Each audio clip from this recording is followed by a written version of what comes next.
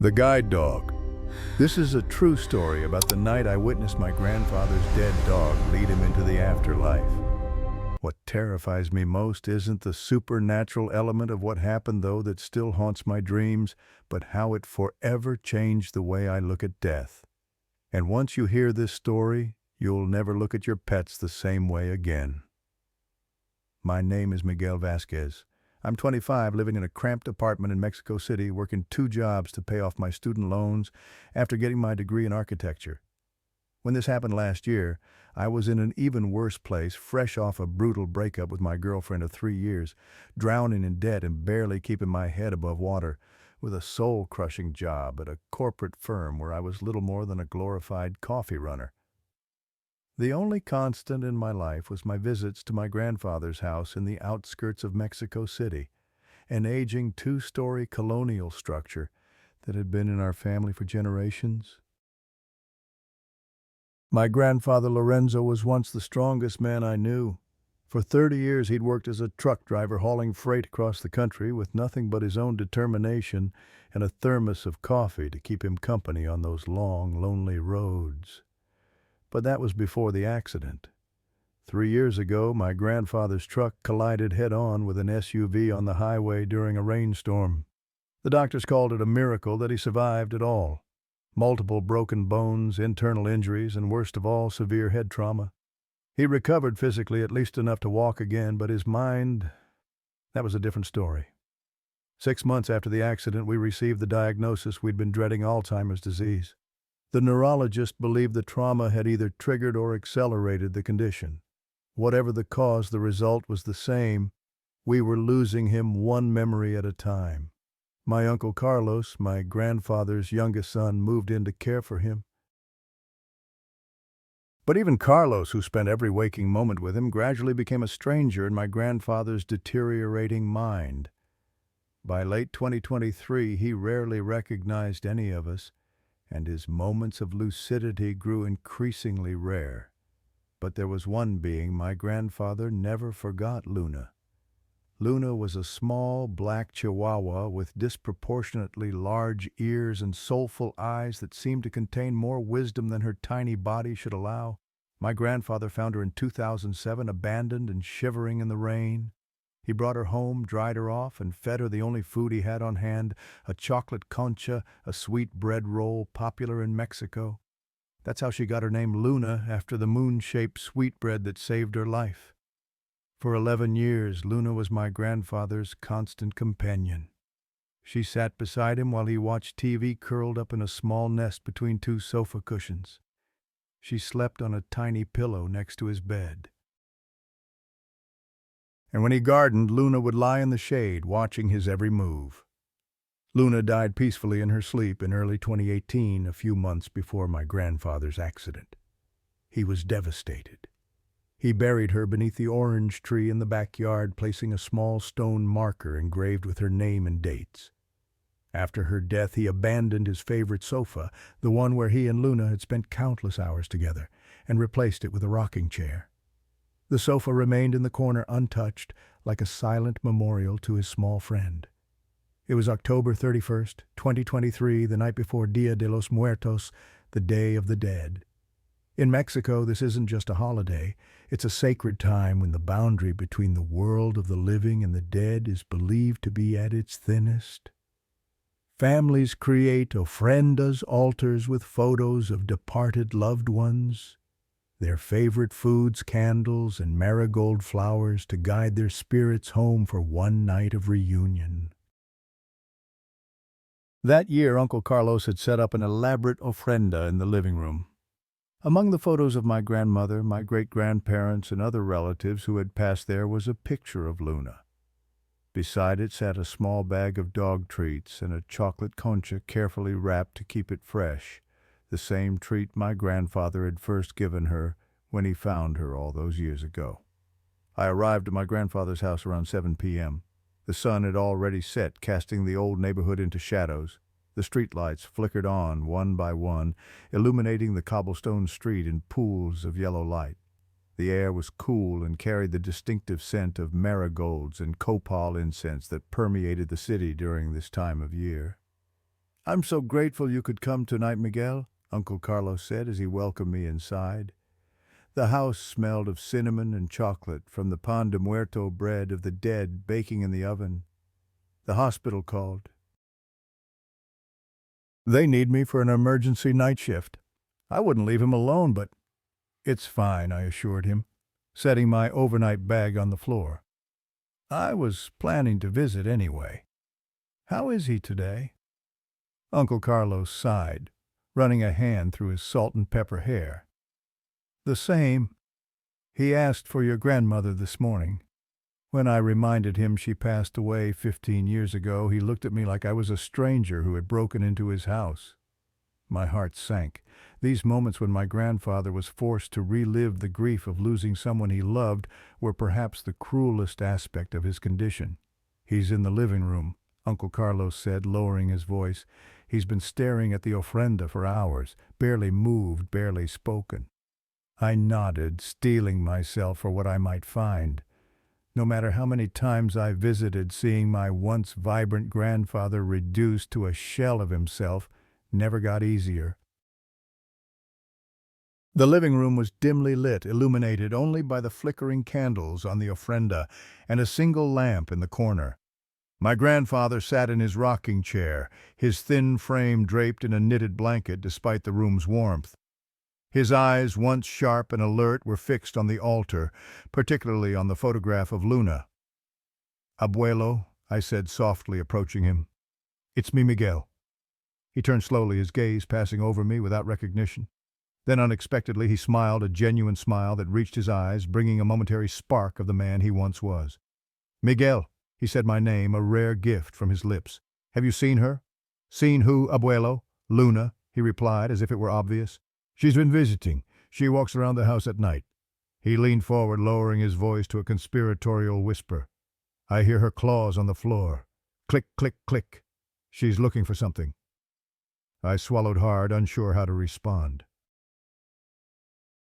My grandfather's confusion often manifested in strange ways, but this was new. Before I could formulate a reply, Uncle Carlos placed a hand on my shoulder. "I need to go," he said, checking his watch. "There's dinner in the fridge, just heated up. His medication is on the kitchen counter, labeled for tonight and tomorrow morning. If anything happens, call me immediately. I'll have my phone, but reception at the hospital is spotty." "We'll be fine," I assured him, though a strange unease had settled in my stomach at my grandfather's words. After Uncle Carlos left, I heated up the chicken mole he had prepared and served a small portion to my grandfather. He ate mechanically, his gaze repeatedly drifting to the dark hallway leading to the bedrooms. "Do you hear that?" he asked suddenly, his fork pausing midway to his mouth. I listened. The house was silent except for the gentle ticking of the antique clock on the mantel and the occasional creaking of the old wooden structure settling. "I don't hear anything, Abuelo."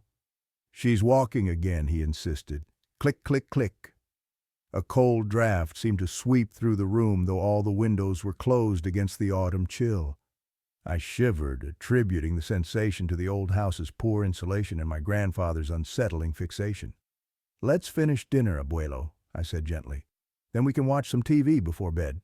He nodded absently, but his attention remained divided, his head occasionally turning toward sounds only he could hear. After dinner, I helped my grandfather to his rocking chair in the living room and turned on an old Western movie, his favorite genre, though I wasn't sure if he still recognized the films he once loved. I settled on the couch across from him, catching up on work emails on my laptop. The house grew quieter as the night deepened.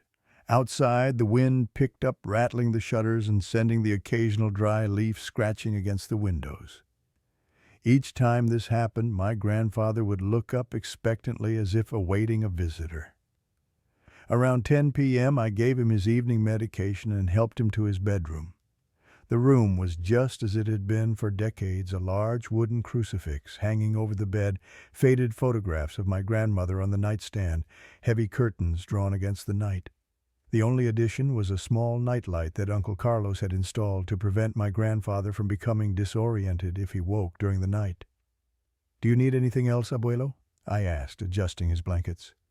He looked at me with sudden clarity. "Miguel, when she comes tonight, don't be afraid." A chill ran down my spine. "When who comes?" "Luna," he said simply. "She's been trying to tell me something. Tonight I think I'll understand." I forced a smile. "Get some sleep, abuelo. I'll be just down the hall if you need me." He nodded, his eyes already drifting closed as the medication took effect.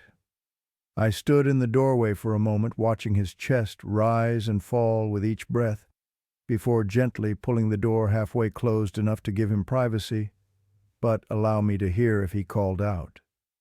Back in the living room, I extinguished most of the candles on the ofrenda, leaving only the largest one burning, as tradition dictated a light to guide our loved ones home. The flame cast long shadows across the room, making the photograph seem almost animated in the flickering light. I settled into the guest bedroom around 11 p.m., exhausted from the work week and emotionally drained from seeing my grandfather's condition.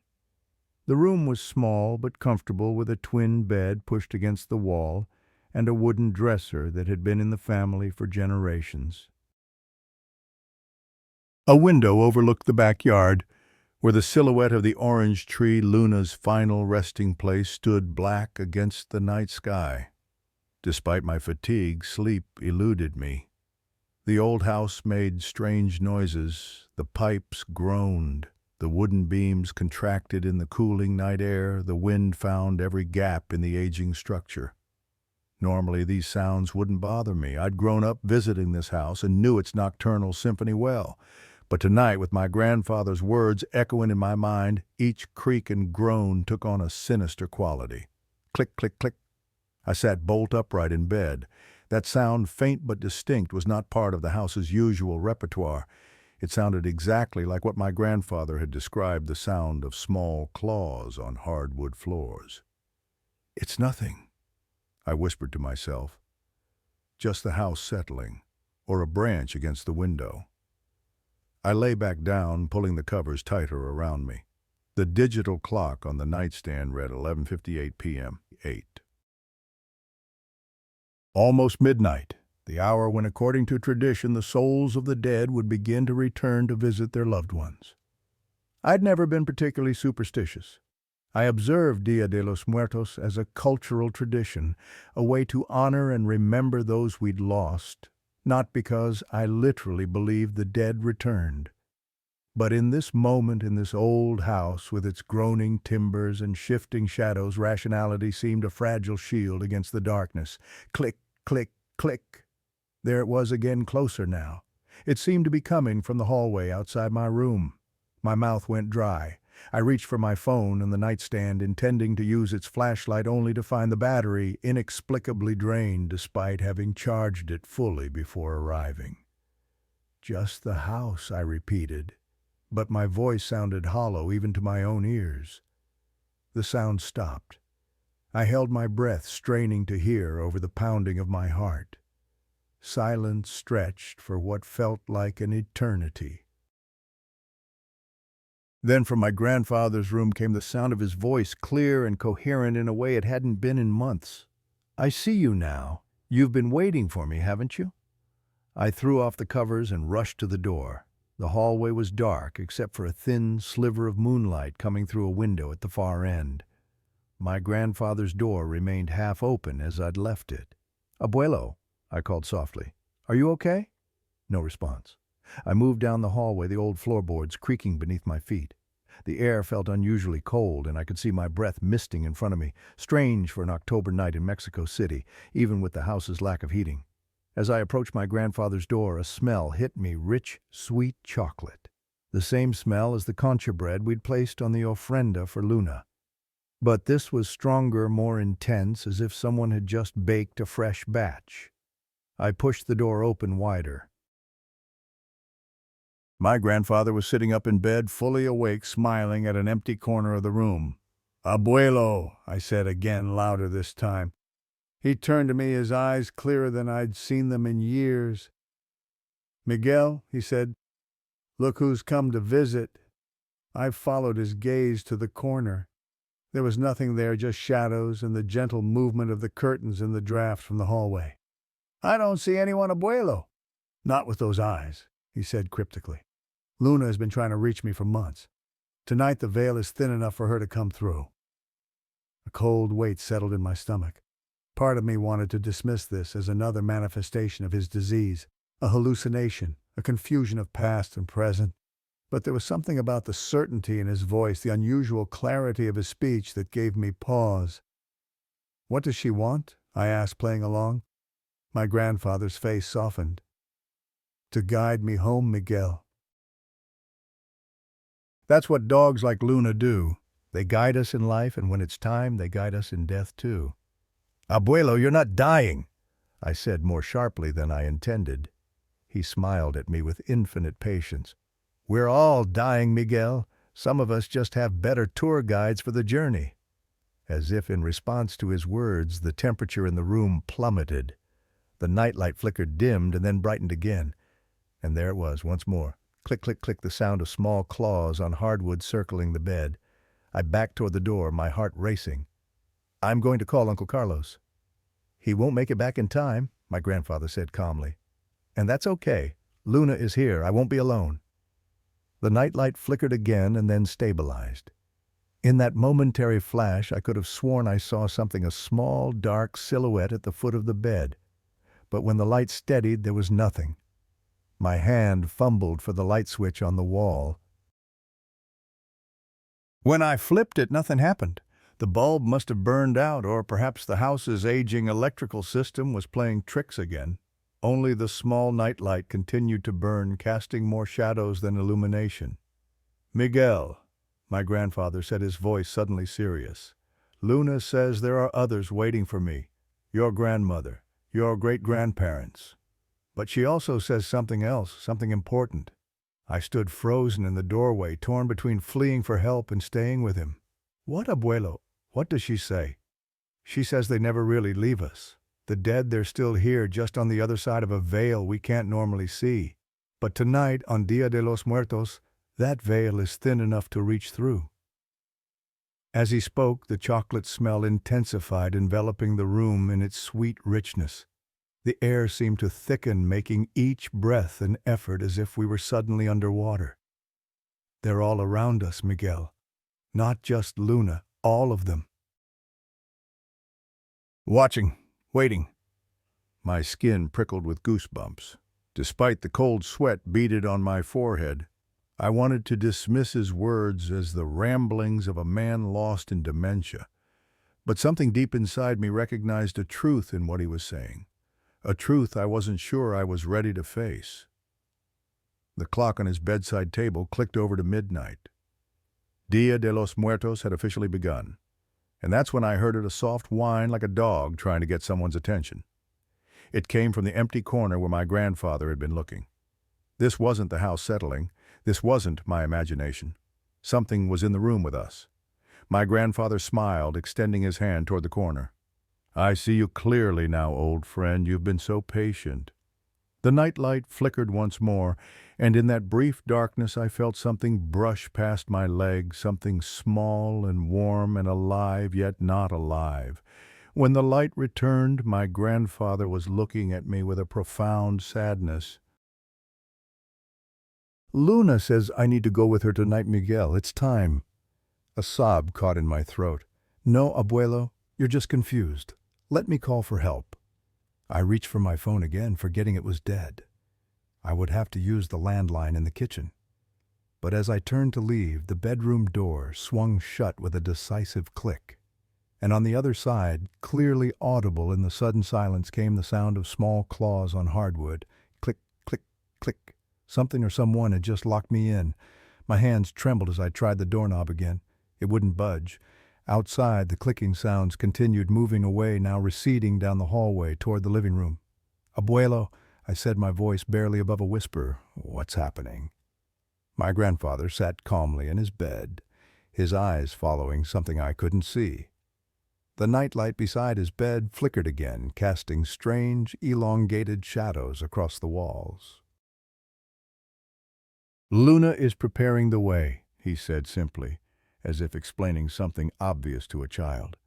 "Others are coming too." A violent shiver ran through me. "Others? What others? Instead of answering, my grandfather's attention shifted to the window. Look, he said, pointing. The marigolds are glowing. I turned to see the orange tree in the backyard, Luna's burial spot, illuminated by what appeared to be dozens of small orange lights hovering among its branches. For a moment, I thought they were fireflies, but fireflies in Mexico City in November, and that particular shade of orange exactly matching the cempasúchil flowers the marigolds used to guide the dead home on DíaDeLosMuertos. My rational mind scrambled for explanations. Car headlights reflecting off the window glass, a neighbor's decorative lights, a hallucination brought on by stress and my grandfather's suggestible words. But deep down I knew better. I pulled out my phone again, hoping against hope that it had miraculously regained power. The screen remained dark and lifeless. The landline in the kitchen might as well have been on another continent. Miguel, my grandfather, said, his voice suddenly stronger, more lucid than it had been in years. Come sit with me. There's nothing to fear. I hesitated, then crossed the room and perched on the edge of his bed. The chocolate scent grew stronger, enveloping us like a cocoon. Despite the room's bone-chilling cold, a strange warmth radiated from the empty space at the foot of the bed. Tell me what's happening, I said, trying to keep my voice steady. What does Luna want? My grandfather's weathered hand found mine, his grip surprisingly strong.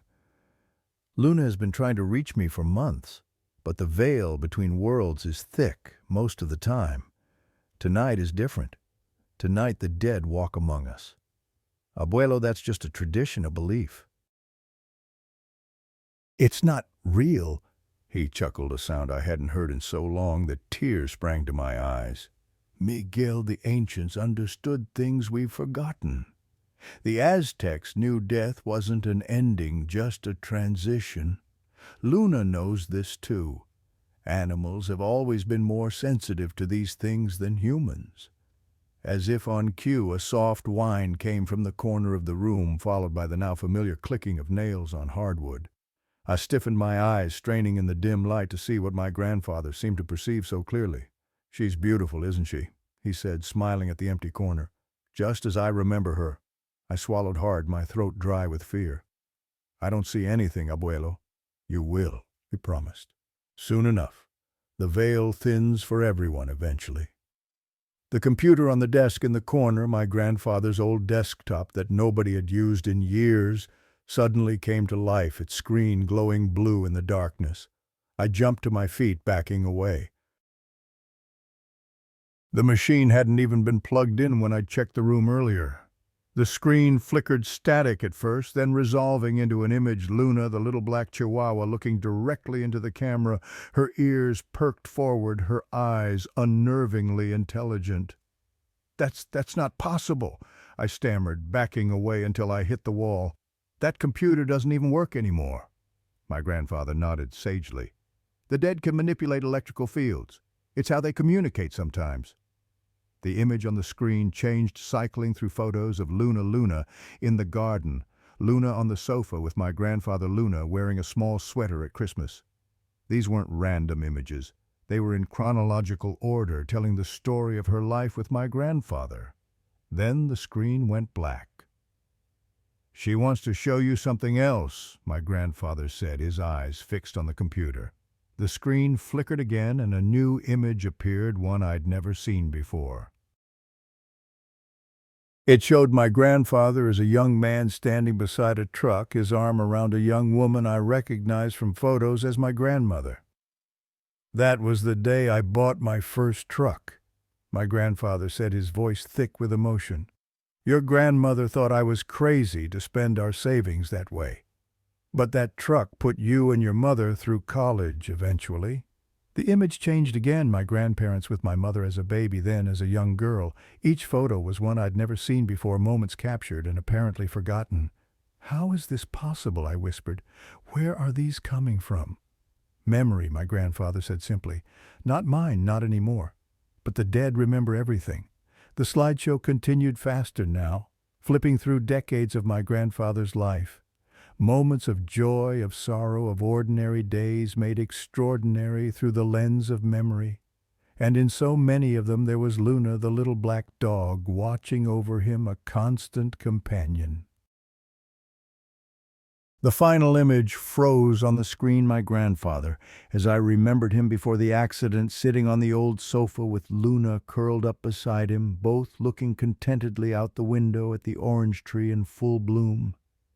Then the computer died, plunging the room back into near darkness, illuminated only by the struggling nightlight and the strange orange glow from outside. "She's trying to remind me of something," my grandfather murmured. "Something important." The clicking sound returned closer now, circling the bed. The temperature dropped again, my breath fogging in front of me. The nightlight flickered violently, then stabilized, brighter than before. And for just a split second, in that enhanced light, I saw her, a small black silhouette at the foot of the bed, her large ears distinctive, her form somehow both solid and translucent at the same time. Luna. I blinked and she was gone. But the impression remained burned into my retinas, undeniable. "You saw her," my grandfather said. Not a question. I nodded, unable to speak. "Good," he said. "That means it's working." "What's working?" "The thinning. Luna is making it easier for you to see. She knows you'll need to understand." A crash from the living room made me jump. It sounded like something heavy falling or being pushed. "The others are arriving now," my grandfather said, unnervingly calm. "All the souls we've welcomed with our ofrenda. Abuelo, we need to call someone. Uncle Carlos." "Carlos can't help with this, Miguel. No one can. This is between me and Luna now. And the others." Another crash, closer this time, from somewhere in the hallway. The clicking sounds intensified, moving rapidly back and forth outside the bedroom door. My phone suddenly vibrated in my pocket. I pulled it out, astonished to see it fully charged, the screen glowing brightly. "Impossible," I muttered quickly, dialing Uncle Carlos's number. The call connected, but instead of ringing, I heard a strange staticky sound like distant voices overlapping. Then, clearly cutting through the static, a single bark, sharp, insistent. The call disconnected. "She doesn't want you to interfere," my grandfather explained. "Luna has waited a long time for this night." I tried again, this time attempting to send a text message to Uncle Carlos. "Something strange happening. Come home ASAP." As I hit send, the message transformed before my eyes, the letters rearranging themselves into a different text entirely.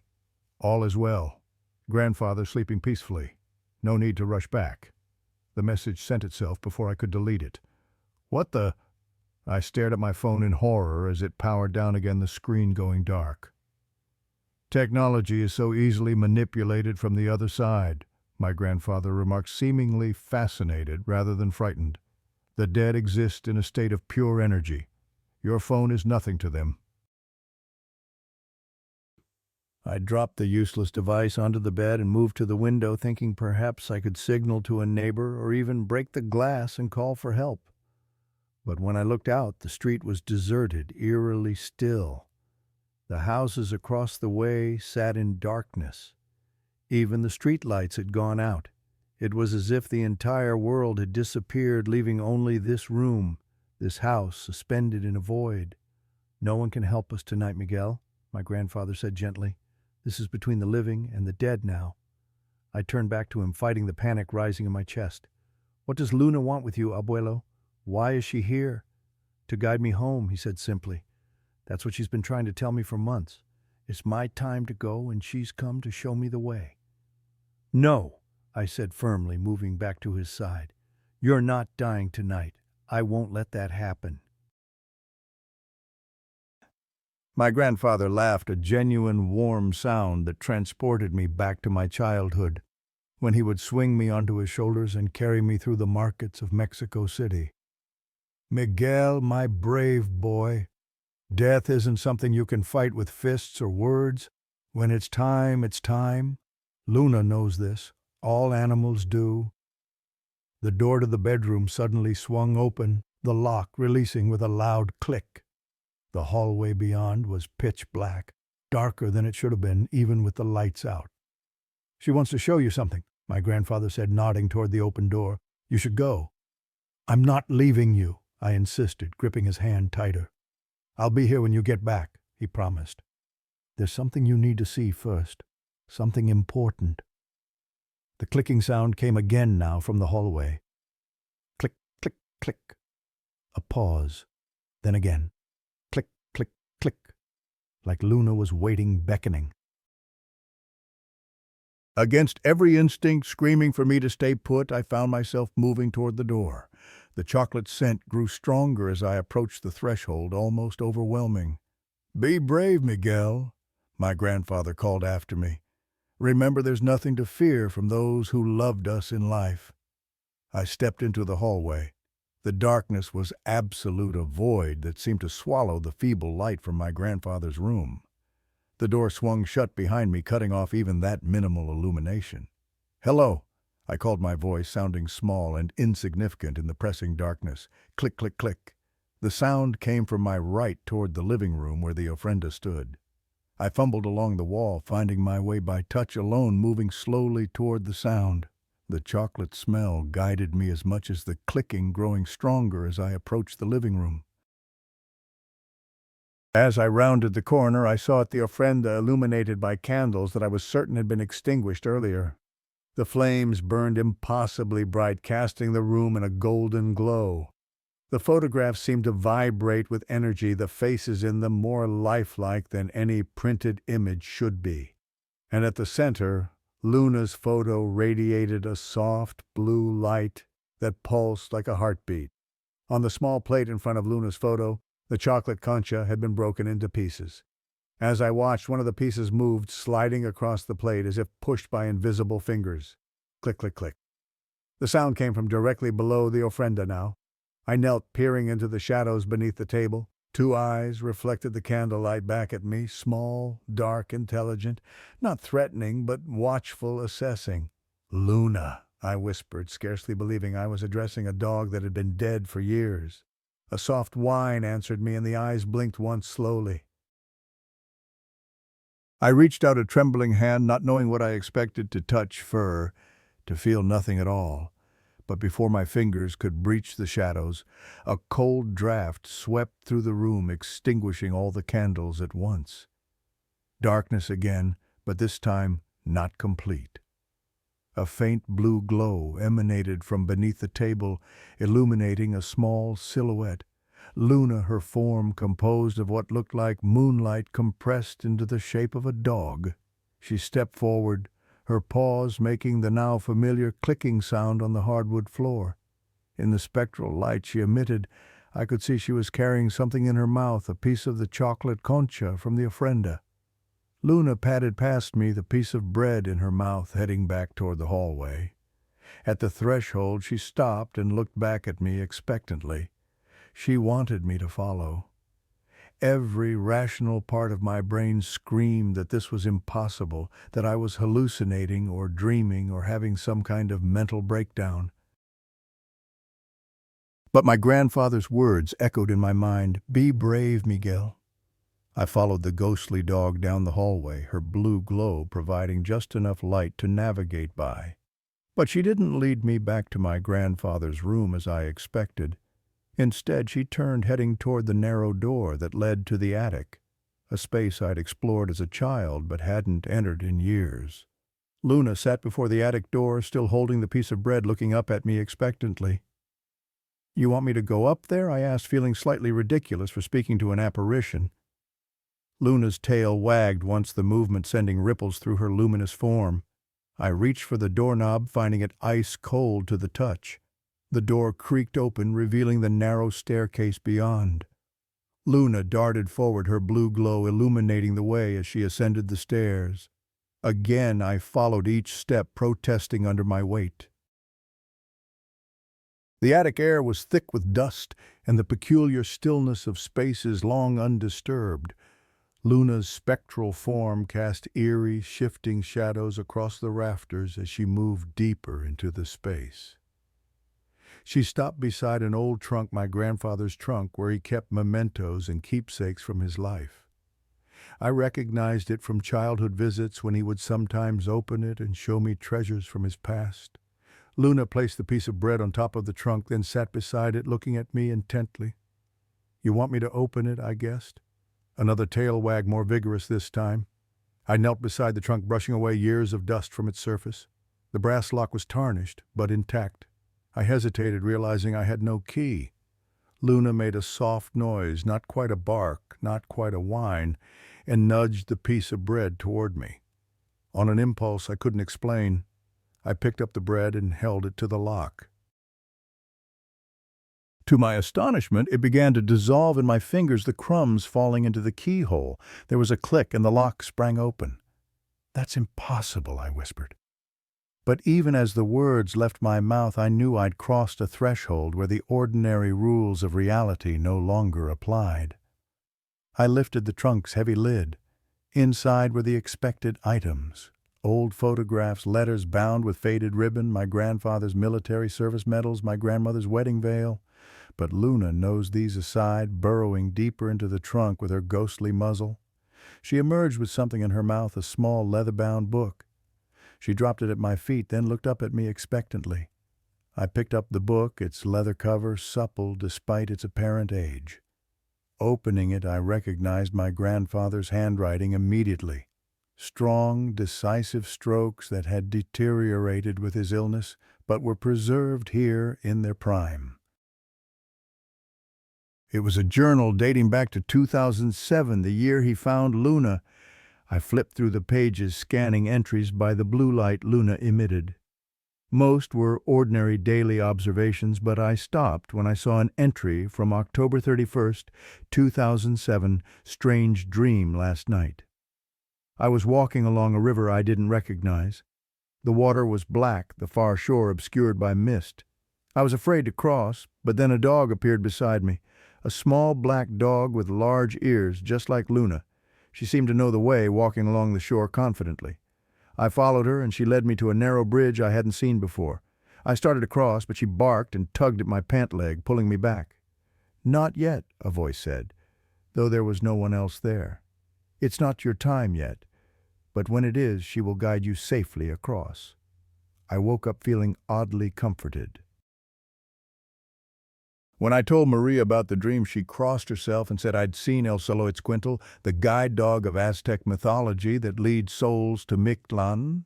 Maybe so. All I know is Luna watched me more carefully than usual today, as if she understood something about me that I don't yet know myself. I turned the page, my hands trembling. November 2nd, 2007, DíaDeLosMuertos. Maria insists we make an ofrenda this year. We haven't done one since her mother passed, but she says she feels it's important now. I didn't argue. After that dream, I'm inclined to respect the old ways more than I used to. Luna has been acting strange all day, sitting by the front door, whining, then running to me as if checking that I'm still here. Maria says animals can sense spirits. Maybe Luna is seeing visitors I can't perceive. The thought should frighten me, but somehow it doesn't. I continued reading, flipping forward several years to an entry from 2018, February 15, 2018. Luna died in her sleep last night. 11 years old, a good age for a small dog, the vet always said. I buried her beneath the orange tree she loved to nap under. I can't bring myself to sit on the sofa without her. It feels wrong somehow, like I'm forgetting her if I go on with routines that used to include her. Maria would say I'm being foolish, but Maria has been gone 15 years now. Luna was the last living being who remembered me as I was before grief reshaped me. Now I'm alone with my memories, and I'm not sure how reliable they are anymore. I keep thinking about that dream from the night before I found Luna, about the Black River and the narrow bridge. When it's time, she will guide you safely across. I wonder if she's waiting for me on the other side of that river now. A chill ran through me that had nothing to do with the attic's cold. I turned to the last written page, dated just 3 months ago, August 24th, 2023. I saw Luna today. Not a memory, not a dream. I saw her as clearly as I'm seeing these words as I write them.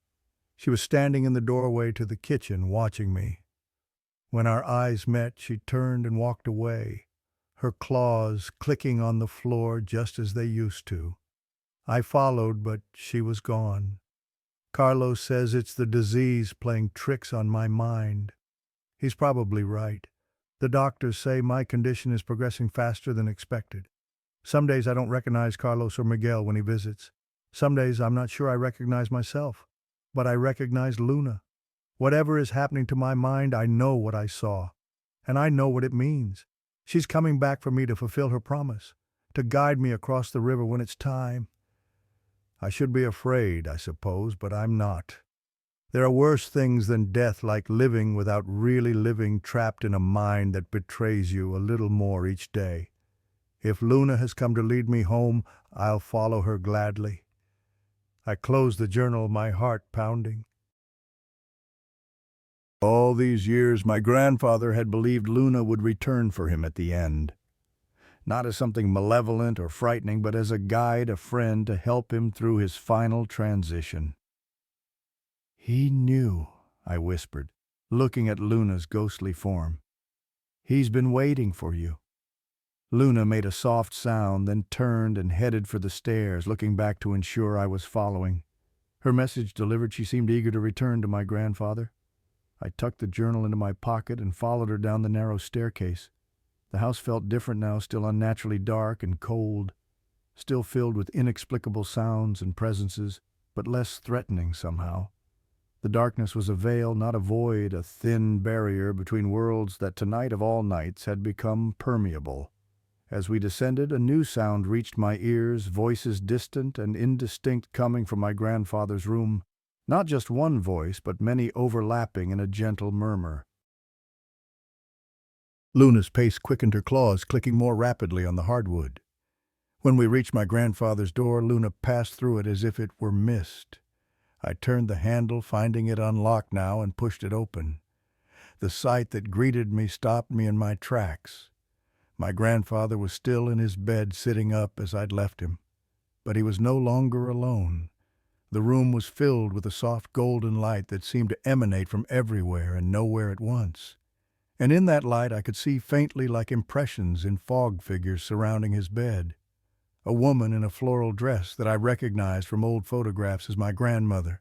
An older couple that resembled my great-grandparents. Others I didn't recognize, but who had the unmistakable features of the Vásquez family. The same nose, the same set of the shoulders, the same way of holding their heads. And at the foot of the bed, more solid than the others, sat Luna, her ghostly form now more golden than blue, her tail wagging slowly as she gazed at my grandfather with unmistakable devotion. They were all speaking, or not speaking exactly, but communicating in some way I could sense, but not quite hear, like a conversation underwater. My grandfather was responding, his face animated, his hands moving in emphatic gestures I hadn't seen him use since before the accident. He was speaking with the dead, with his family, with Luna. I stood frozen in the doorway, unwilling to intrude, but unable to turn away. This wasn't horrifying as I'd initially feared. It was beautiful, sacred somehow. Then my grandfather noticed me. He smiled, gesturing me forward. "Miguel," he said, his voice stronger than it had been in years. "Come meet everyone." I took a hesitant step into the room. The figures turned toward me not with hostility or otherworldly menace, but with the curious interest of family, meeting a relative they'd heard about but never met. "They can't stay long," my grandfather explained. "The veil is thin tonight, but it's difficult for them to maintain their presence. They've come to help me prepare." "Prepare for what, abuelo?" I asked, though I already knew the answer. "For my journey," he said simply. "It's time, Miguel. Luna has been trying to tell me for months, but I wasn't ready to understand. Now I do." "No," I said, moving quickly to his bedside. "No, abuelo, you're not dying tonight. I won't let that happen." "It's not your choice to make, my boy," he said, gently taking my hand. His felt cold, but his grip was strong. "We don't choose when we're born, and we rarely choose when we die. But we can choose how we face it. I'm choosing to go willingly with Luna as my guide."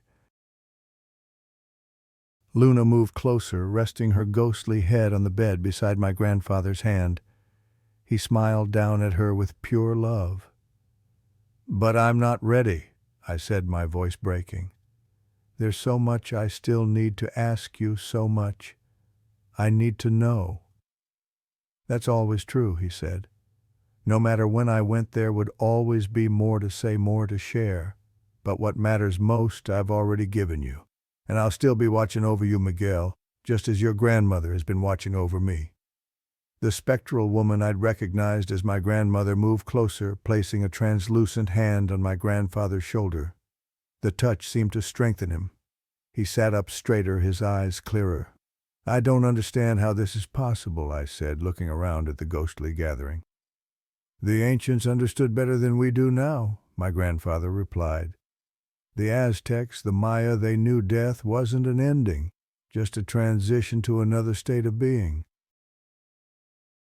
These modern ideas about death being the end of everything, those are the real fantasy," he chuckled. "I wish I'd paid more attention to the old stories when your grandmother told them. Turns out she was right all along." Luna made a soft sound, almost like a purr, and nudged my grandfather's hand with her ghostly nose. "She's getting impatient," he said, smiling down at her. "The others can't stay much longer. The veil will start to thicken again soon, and they'll have to return." "And you're going with them?" I said, not a question this time. "Yes," he said simply. "It's time, Miguel. I've been trapped in this failing mind, this failing body for too long. I'm ready to be whole again." Tears burned in my eyes. Despite the impossibility of what I was witnessing, despite the rational part of my mind still screaming that none of this could be happening, I knew with absolute certainty that my grandfather was saying goodbye. "What do I tell Uncle Carlos?" I asked, grasping at practical concerns to anchor myself. "What do I tell everyone?" "Tell them I went peacefully in my sleep," my grandfather said. "That's true enough. My body will still be here after all. It's only my essence that's moving on." He squeezed my hand. "But perhaps keep the details about Luna and the others to yourself. Not everyone is ready to understand." Luna stood up suddenly, her ears perked forward, her posture alert. The other spectral figures seemed to notice something too, their forms becoming more agitated, less distinct. "What is it?" I asked, looking around. "What's happening?" "The veil is starting to thicken," my grandfather explained. "They need to go back soon, or they'll be trapped on this side until next DíaDeLosMuertos." He looked at me, his eyes intense.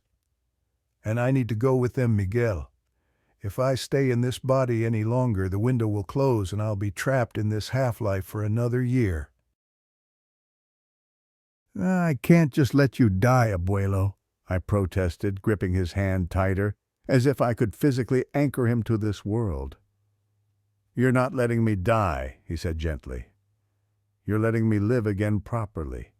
This," he gestured to his frail body, "this isn't living, it's existing. There's a difference." Luna moved around the bed, coming to stand beside me. To my shock, I felt a cold, wet nose press against my hand, an actual physical sensation from the ghostly dog. I looked down, meeting her intelligent eyes. In that moment, something passed between us, an understanding, a promise. She would take care of him.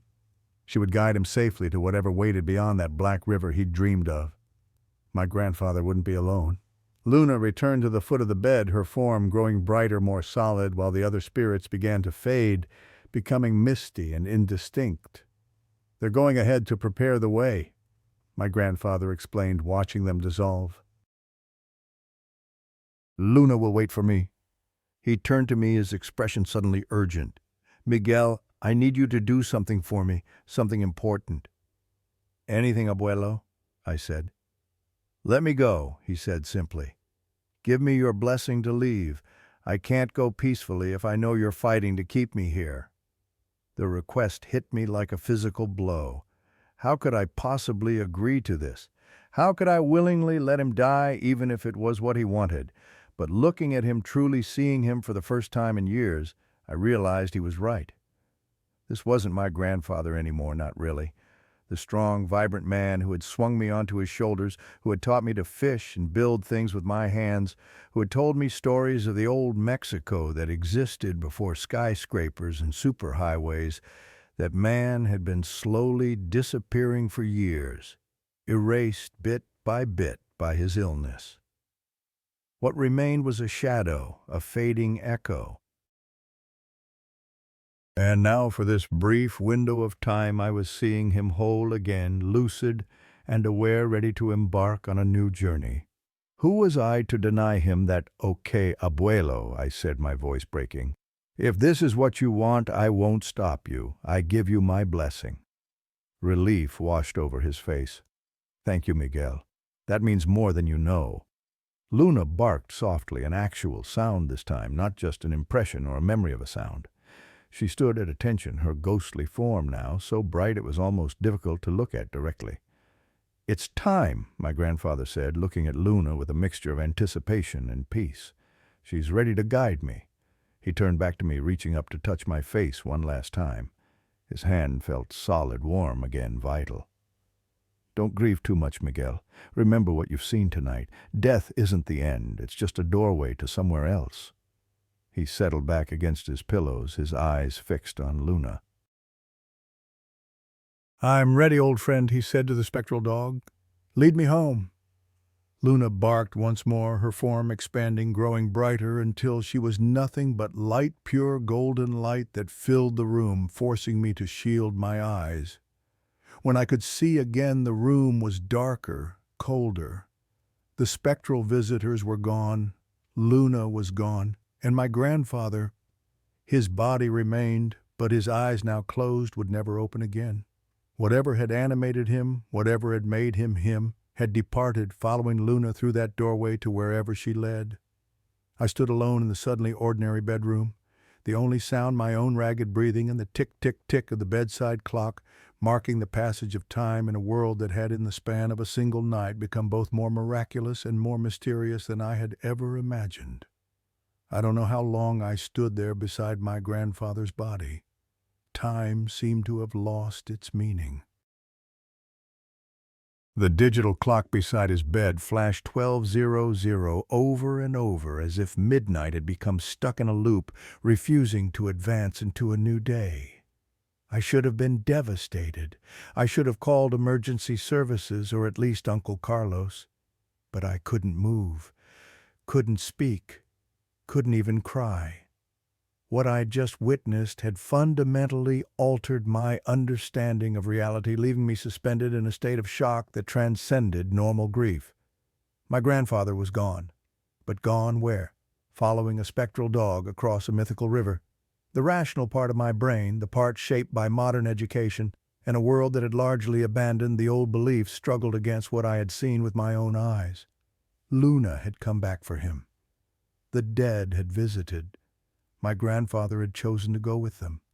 These weren't metaphors or hallucinations. They were facts as solid and undeniable as the cold body lying on the bed before me. A sudden chill pulled me from my trance. The temperature in the room had dropped again, the air developing a strange density that made each breath feel like drawing syrup into my lungs. The chocolate scent which had faded with Luna's departure returned richer, darker, with an underlying bitterness that hadn't been present before.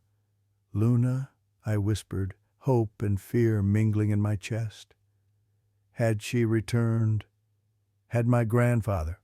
No answer came, but the air continued to thicken. The nightlight, which had been shining steadily since the golden light faded, began to flicker again, not with the uneven rhythm of an electrical malfunction, but in a deliberate pattern. 3 quick flashes, pause. 3 quick flashes, pause. A code, I realized. Someone or something was trying to communicate. The journal in my pocket suddenly felt heavy, significant. I pulled it out, opening to the last entry I had read, searching for some clue about what might be happening. My eyes fell on a sentence I'd overlooked before. "She's coming back for me to fulfill her promise." Her promise. The promise from my grandfather's dream to guide him across the Black River when it was his time.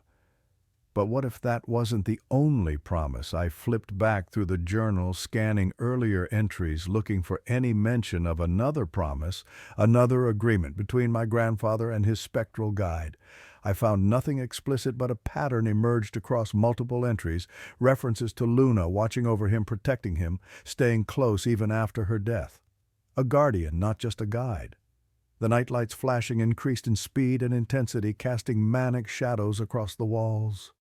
The chocolate scent grew stronger, mixing with another odor, something earthy and primal like freshly turned soil. Then I heard it again. Click, click, click. The sound of small claws on hardwood circling the bed. But this time the rhythm was wrong, too fast, too aggressive. Not the measured pace of Luna's ghostly paws, but something frenetic, agitated. And it wasn't alone. A second set of clicks joined the first, then a third, their patterns overlapping in discordant rhythms, creating a sound like rain on a tin roof. The temperature continued to plummet until I could see my breath clouding before me, the moisture instantly crystallizing into tiny ice particles that sparkled in the nightlight's erratic flashing. "Luna!" I called again, louder, this time my voice cracking. "Is that you?" The clicking stopped abruptly. The silence that followed was absolute, pressing against my eardrums with an almost physical pressure. Then from directly behind me came a sound that turned my blood to ice, not the gentle whine I'd heard from Luna's specter, but a low, rumbling growl that no Chihuahua could possibly produce. I turned slowly, my muscles rigid with fear. The corner of the room where I had first glimpsed Luna's ghostly form was now occupied by something else, something darker, larger, its outline blurred and shifting like smoke, but unmistakably canine in basic shape. Where Luna's eyes had been warm and intelligent, this thing's eyes glowed red twin embers burning in a face of shadow. Not Luna, not a guide, something else entirely. The creature took a step forward, its paw making that familiar clicking sound on the floor, but distorted somehow, as if the floor beneath it was not the same floor I stood upon. Its form flickered and wavered, sometimes appearing to be a large dog, sometimes something more wolf-like, sometimes a shape I couldn't categorize at all, a jumble of limbs and angles that made no anatomical sense. I backed away, bumping into my grandfather's bed. The creature stopped, its head tilting at an impossible angle, studying me with those burning red eyes. "What are you?" I whispered, though I wasn't sure I wanted an answer. The creature's mouth opened, revealing teeth that seemed too numerous, too sharp, arranged in rows that receded impossibly far back into its throat. No sound emerged. But in my head I heard a voice, or not a voice exactly, more like the concept of words being pressed directly into my consciousness. "She took what was ours." The words came with a sensation of rage, of ancient hunger, frustrated, of a bargain violated. "Luna," I managed to ask, "you mean Luna took something from you?" The creature's form rippled, expanding briefly before contracting again, as if the name itself caused it pain or anger. "The guide dog stole our rightful claim. The old man belonged to us." Understanding dawned cold and terrible. This thing, whatever it was, believed it had some kind of claim on my grandfather's soul. Luna had interfered, guiding him safely beyond its reach. "My grandfather didn't belong to anyone," I said, surprising myself with a surge of defiance. "Least of all to you." The creature growled again, the sound reverberating not just in the air but inside my skull, setting my teeth on edge and sending pain lancing through my temples. "All souls cross the Black River, not all require guides. The unguided are ours to claim. It is the ancient compact." I thought of the Aztec mythology my grandfather had referenced, of Xolotl, the dog-headed god who guided the dead, and of Mictlan, the underworld. But there were other beings in those myths, two darker entities that preyed on souls who lost their way. "You're not taking my grandfather," I said, gripping the edge of the bed for support. Luna already guided him across. The creature's form stabilized briefly into something more recognizable, a massive black dog, with a coat that seemed to absorb light rather than reflect it. Its red eyes the only points of color in its void-like silhouette. "The old man is beyond our reach now," it conceded, and I felt a momentary relief that was immediately shattered by its next words, "But you are not." The implication hit me with physical force. This thing couldn't reach my grandfather any more, Luna had seen to that. So now it had turned its attention to me. "I'm not dead." I said, trying to sound confident despite the fear clawing at my throat. "You have no claim on me." The creature's mouth opened in what might have been a grin, revealing those endless rows of teeth again. Not yet. It lunged forward with impossible speed. I threw myself sideways, crashing into my grandfather's nightstand. The lamp toppled and shattered, plunging the room into darkness, broken only by the nightlight's frantic flashing and the creature's glowing eyes. I scrambled to my feet and bolted for the door, yanking it open and stumbling into the hallway. Behind me, I heard the click, click, click of the creature's claws pursuing at a leisurely pace, as if confident in its ability to catch me whenever it chose. The house had changed again. The hallway stretched before me much longer than it should have been, the walls undulating subtly as if breathing. The family photographs hanging on the walls had altered all the faces, replaced with featureless black voids except for my grandfather's, which remained untouched but seemed to follow me with his eyes as I ran. I reached the living room, making for the front door. If I could just get outside, get to a neighbor, call for help. The door was gone. In its place was a blank wall, as if the exit had never existed at all. Panicking, I turned toward the kitchen, thinking of the back door. The clicking sound followed, unhurried, confident. In the kitchen, the back door remained, but when I twisted the handle and pulled it opened onto not the backyard, but a vista of absolute darkness, not night sky or unlit space, but a perfect void, as if reality simply ceased to exist beyond the threshold. The black river, I realized with a jolt, the one from my grandfather's dream, the boundary between the world of the living and the realm of the dead. I slammed the door shut, my mind racing.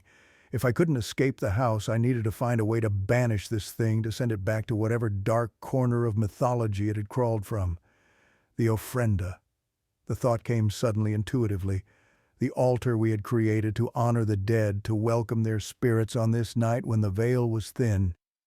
If it could serve as a doorway for benevolent spirits like Luna and my ancestors, perhaps it could also serve as a banishment point for malevolent ones. I turned back toward the living room, but the creature had anticipated me.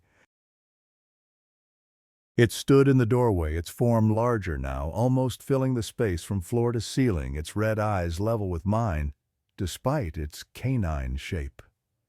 "There is nowhere to run." Miguel Vásquez, it projected into my mind. No escape. No guide dog to save you, as there was for the old man. It knew my name. That shouldn't have been the most terrifying aspect of this nightmare, but somehow it was the creature's use of my full name felt like a violation, an intimacy it had no right to. "What do you want from me?" I asked, playing for time as I scanned the kitchen for anything I might use as a weapon. "What all my kind want. What we have always wanted since before your kind built your first cities on our hunting grounds. A soul to devour, a consciousness to absorb, your essence, Miguel Vásquez, your being." My hand closed around a knife from the block on the counter. I knew on some level that physical weapons would likely be useless against this manifestation, but the solid weight of the blade gave me a fragile sense of security. The creature noticed its mouth opening in that terrible approximation of a smile again. "Steel cannot harm me. I existed before metal was first pulled from the earth. I will exist when the last blade has rusted away to nothing." It took another step forward, its claws clicking on the tile floor. I backed up against the counter, the knife held before me in a trembling hand. "Stay back," I warned, knowing how hollow the threat must sound. The creature's form rippled again, and suddenly it wasn't one entity, but many a pack of shadow dogs filling the kitchen, their red eyes glowing at different heights, their forms merging and separating in a nauseating display of impossible physics. I was surrounded. In desperation, I slashed at the nearest shadow. The knife passed through it without resistance, but the creature recoiled nonetheless, its form dispersing momentarily before reconstituting a few feet away. Interesting. Not harmed, perhaps, but affected. I slashed again, creating space to lunge toward the doorway. The shadow pack parted more out of surprise than fear, I thought, but it was enough. I burst through into the living room, making directly for the ofrenda. The altar stood as we had arranged it, the photographs of my ancestors gazing out serenely, the candles which had been extinguished when I'd gone to bed, now burning with tall, steady flames.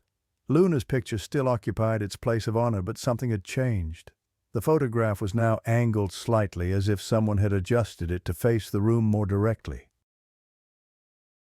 I reached the ofrenda just as the shadow pack flowed into the living room behind me, merging back into a single massive entity that now resembled less a dog and more a writhing mass of darkness, punctuated by multiple sets of glowing red eyes.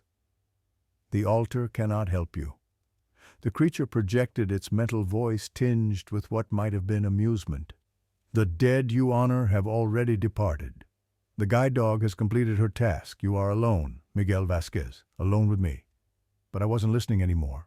My attention had fixed on something I hadn't noticed before, a faint blue glow emanating from behind Luna's photograph. I reached for it, my fingers closing around something small and cold. A collar. Luna's collar, which my grandfather must have placed behind the photograph. The simple leather band with its small metal tag glowed with the same spectral blue light that Luna's form had emitted. The creature noticed my discovery and roared a sound that existed not in the air but in my mind, a psychic assault that drove me to my knees, the collar clutched tightly in my fist. That will not save you. It thundered in my consciousness. The guide dog's power is spent. She cannot return for you. But there was a note of uncertainty in its mental voice that betrayed the lie. The collar meant something. It was important, a connection to Luna, to her protective power. On an impulse born of desperate instinct, I fastened the collar around my own wrist, looping the small band twice to make it fit. The effect was immediate and astonishing. The blue glow spread from the collar up my arm, enveloping me in a cocoon of cool light. The creature howled again, this time in unmistakable pain or fear, backing away from the illumination as if it were physical fire. "What have you done?" it demanded, its mental voice fractured, distorted. "That is not for you. It is bound to her." Understanding flared in my mind, bright and sudden as lightning. The collar was bound to Luna. It was part of her, a physical anchor for her spiritual essence. By wearing it, I had established a connection to her, had borrowed some portion of her protective power. Luna protected my grandfather, I said, my voice stronger now, fueled by this new understanding. And now she protects me too. The creature snarled, circling me warily, its form flickering between the massive shadow dog and the amorphous mass of darkness with multiple eyes. The protection is temporary, it insisted. The guide dog's power wanes with distance from the crossing. Soon she will be fully immersed in the lands beyond the river and her connection to this world, and that collar will be severed. Then you will be mine. I looked down at the glowing collar around my wrist. The creature might be right. The blue illumination seemed to pulse, brightening and dimming in a rhythm that suggested effort-struggle. Luna's power might indeed be limited, stretched thin by the distance between worlds. But limited was not the same as gone. I had a chance, small perhaps, but real. "I won't be yours," I said, facing the creature squarely. "Not tonight, not ever." I turned back to the ofrenda, an idea forming. If the altar served as a doorway for spirits, and the collar served as a connection to Luna, perhaps together they could open a pathway not for me to escape this world, but for Luna to briefly return to it. Or at least for her power to reach me more directly. I held my wrist with the glowing collar toward the ofrenda directly in front of Luna's photograph. The blue light intensified, connecting with the image in a way I could feel rather than see, a tugging sensation as if the collar were being pulled gently toward the photograph. Behind me, the creature growled a sound like distant thunder. I could feel its presence approaching, the protective aura of the collar weakening as it gathered its strength for another attack. "Luna," I whispered to the photograph, to the collar, to the empty air. "I need you, please." For a terrible moment, nothing happened. The creature's presence loomed larger, closer. its shadow falling over me, blocking out the candlelight. I could feel its cold breath in the back of my neck, smell the ancient earthiness of its essence graves and decay, and the musty darkness of places where light had never reached. Your guide dog cannot hear you, it gloated in my mind. She has crossed fully beyond. You called too late, Miguel Vásquez, now you are mine. I felt its jaws opening behind me, not physical teeth, but something worse, a maw that could swallow not just flesh, but soul essence being. Then, just as I felt the creature's cold touch on my shoulder, the collar around my wrist exploded with blue light so bright I had to shield my eyes, so intense I could feel it as heat against my skin. The creature shrieked a psychic wail of rage and pain that sent me crashing to my knees, hands pressed against my ears in a futile attempt to block a sound that existed only in my mind. When I could see again, the living room had transformed. The walls, floor, and ceiling remained, but they seemed insubstantial, transparent, like looking at the world through blue-tinted glass. And beyond them, visible as if through a veil of water, was another landscape, entirely a vast plain beneath a twilight sky, crossed by a river of absolute blackness that absorbed all light that touched it. The black river from my grandfather's dream, the boundary between worlds, and standing on our side of it, her form more solid and clear than I had yet seen it, was Luna. But not the Luna I remembered from photographs or from the glimpses I'd caught of her spectral form earlier this night. This Luna was radiant, powerful, her small frame emanating a blue light that pushed back the surrounding darkness. Her eyes, fixed on the creature that still loomed behind me, held an ancient wisdom and an implacable determination. This was no mere ghost of a beloved pet. This was Xolotl in her true form, the guide of souls, the guardian of the crossing, wearing Luna's shape, because that was how my grandfather had known her, had loved her. The creature backed away its form, diminishing its many red eyes, dimming in the face of Luna's radiance. "You have no power here," Luna projected, not in words precisely, but in a pure communication of meaning that I understood as clearly as speech. "He is under my protection, as was the old man. Be gone." The creature snarled, its form stabilizing again into the massive shadow dog, though smaller now, less certain. "Your task is complete, guide dog," it argued. "The old man is safely crossed. This one," it indicated me with a motion of its head, "is not your charge. He has not yet died. He has made no crossing. He belongs to the world of the living where my kind have always hunted." Luna took a step forward, her small form somehow expanding to fill the space between me and the creature. "He is blood of my charge," she countered. "Family of my family, my protection extends to him by right of bond and love. You have no claim here, shadow hunter. Return to your dark places and seek easier prey." The creature hesitated, its form flickering uncertainly. I got the impression of a predator recalculating, weighing the potential meal against the risk of injury. "The night of crossing is not yet over," it finally projected. "Your power wanes with every moment, guide dog. I can wait." With that, it backed away, its form dissolving into tendrils of shadow that slipped between the floorboards, vanishing from sight, but leaving behind an unmistakable sense of lingering presence, of patient hunger. It hadn't given up. It had merely retreated to wait for a more favorable moment. Luna turned to me, her spectral form diminishing slightly now that the immediate threat had passed. Her eyes, warm and intelligent as I remembered from photographs, regarded me with what seemed like a mixture of concern and affection. "You called me," she communicated. "I heard." "Thank you," I said, my voice hoarse with relief and lingering fear. "It was going to—" I couldn't finish the thought, the horror of what nearly happened, still too raw. Luna's understanding flowed into my mind, gentle but clear. "The shadow hunters have always existed. In your grandfather's time they were known and feared. In your time they are forgotten, but no less dangerous for that. They feed on souls caught between worlds, on those who lose their way during crossing." "Like spirits who get lost on DíaDeLosMuertos?" I asked. Luna's form flickered in what might have been a nod. "Yes. Or like those who die without guides, without loved ones to remember them and light their way. The shadow hunters claim these lost souls. It is part of the ancient balance, a balance I am bound to maintain even as I oppose them. I looked down at the glowing collar still fastened around my wrist. This connected me to you? Yes. It bore my essence in your world just as your grandfather's memory of me anchored my presence near him. Objects, places, memories, these are the bridges between worlds. Is that why he could see you before he died, because of his memories of you? Luna's form dimmed slightly, an expression of sadness or regret, partly. His illness also thinned the veil for him. As his mind slipped more often into the past, he existed partially in both worlds. It made him vulnerable to the shadow hunters, but it also allowed him to perceive me, to know I was waiting to guide him when the time came.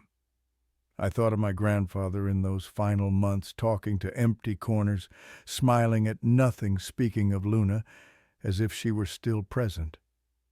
We had attributed it all to his deteriorating mind, never considering that he might actually be perceiving something real, something beyond our limited senses. The shadow hunter said you stole its rightful claim, I said, that my grandfather belonged to it. Luna's form rippled with what felt like a mixture of indignation and grim humor.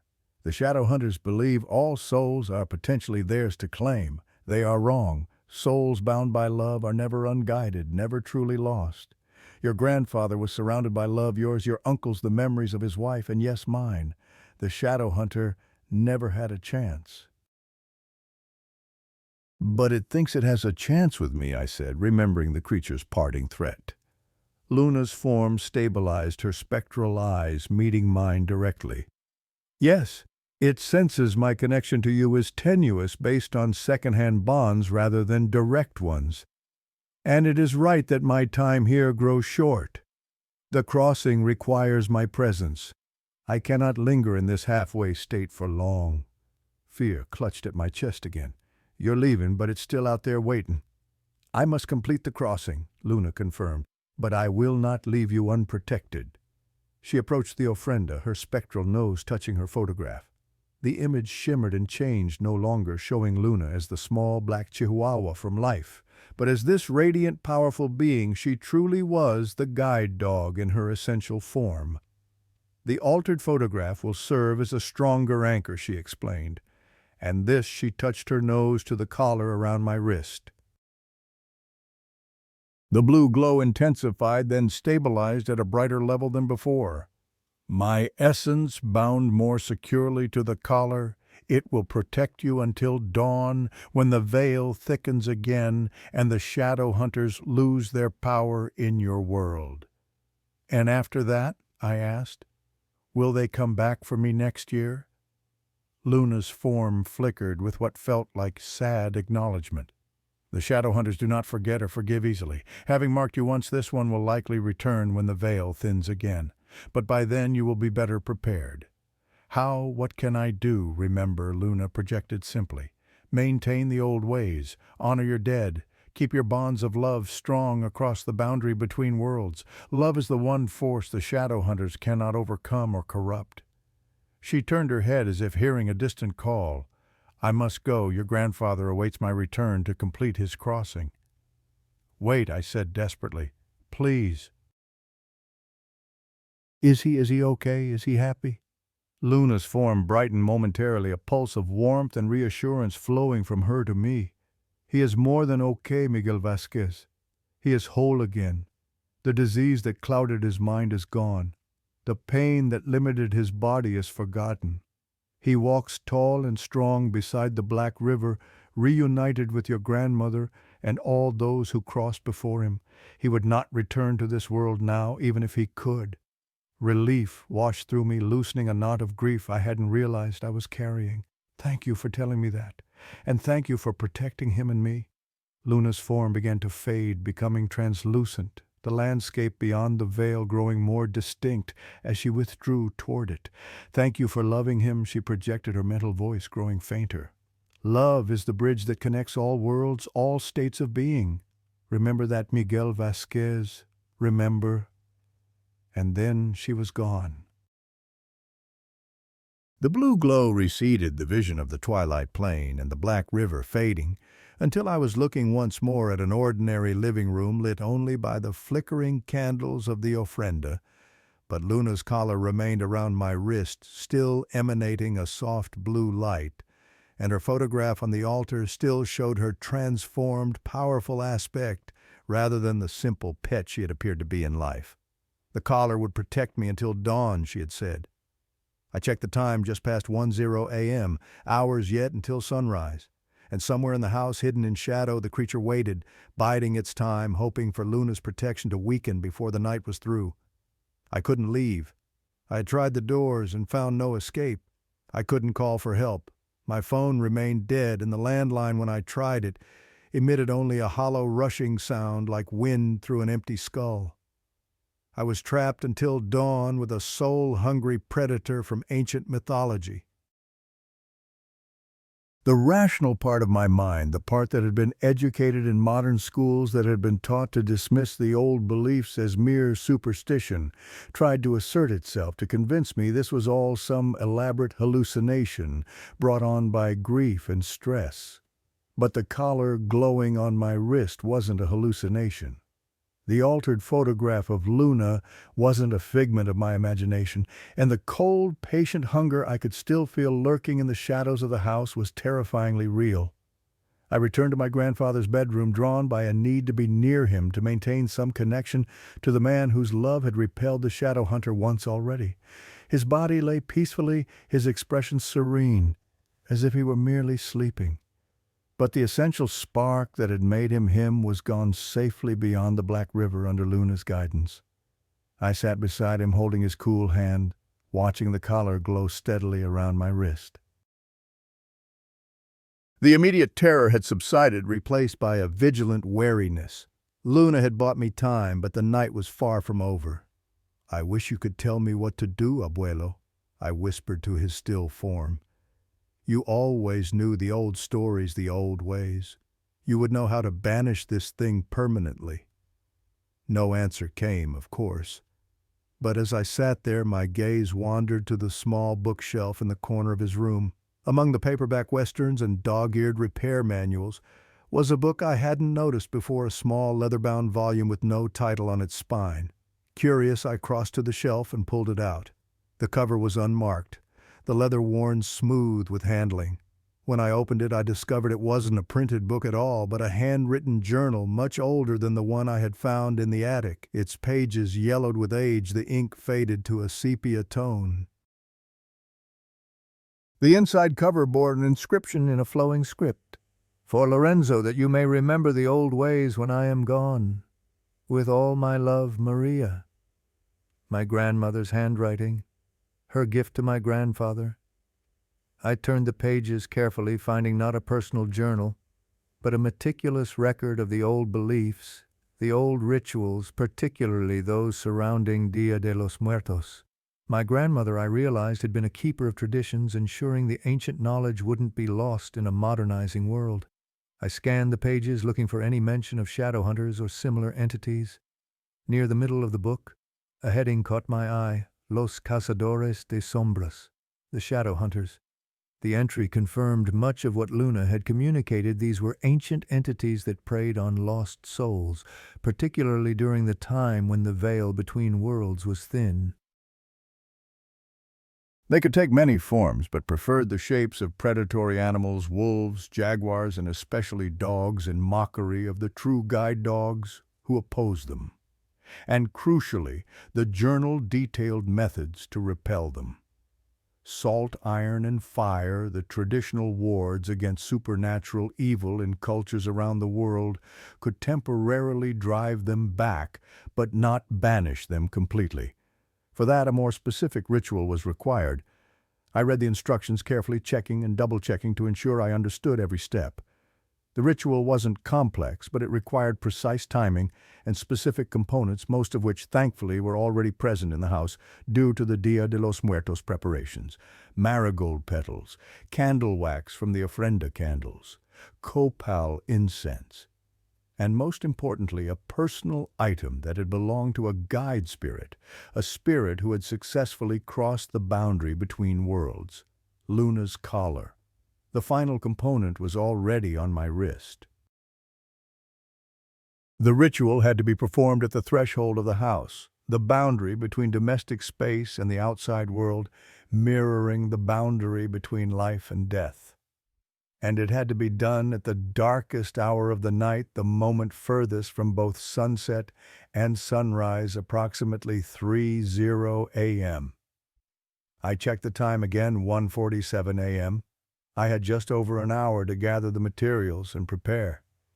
I moved carefully through the house, collecting what I needed, constantly aware of the shadow hunter's presence. It remained hidden, but I could feel its attention on me, its curiosity about my activities mingling with its hungry anticipation. It was confident in its victory, I realized. It believed Luna's protection would wane before dawn, leaving me vulnerable. It didn't know about the ritual, or if it didn't believe I could perform it successfully. I would use that confidence against it. By 2:45 a.m., I had everything prepared. I had created a circle of marigold petals at the front door, the main threshold of the house. Inside the circle I had placed a small clay bowl containing melted wax from the ofrenda candles, into which I had mixed crushed copal incense. The collar remained around my wrist, its blue glow steadier now than it had been before Luna's brief return. I knelt beside the circle, the journal open before me, reviewing the ritual one final time as I waited for the appointed hour. At 2:55 a.m., the house temperature plummeted again. The shadows in the corners deepened, coalesced, began to move with purpose. The shadow hunter had realized what I was attempting. Futile.